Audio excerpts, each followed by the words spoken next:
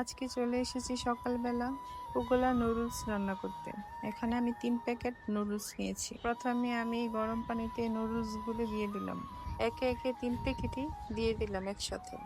এখন একটি কড়াইতে পেঁয়াজ কুচি দিয়ে দিলাম, সাথে পরিমাণ মতো তেল। এখন পেঁয়াজগুলো ভালো করে তেলে ভেজে নিয়ে এখন টমেটো কুচি দিয়ে দিলাম, সাথে দিয়ে দিলাম অল্প একটু পানি। আদা রসুন বাটাও দিয়ে দিলাম পরিমাণ মতো। এখন ভালো করে নেড়ে ছেড়ে এখন সাথে দিয়ে দিব কাঁচামরিচ কুচি।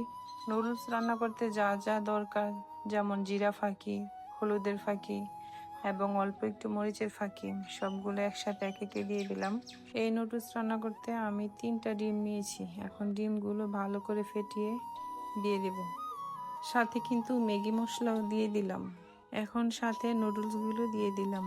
এখন ভালো করে নুডলসগুলো ভেজে নিতে হবে। কিছু ধনেপাতাও সাথে দিয়ে দিলাম। এই তো নুডলস রান্না প্রায় হয়েই গেছে।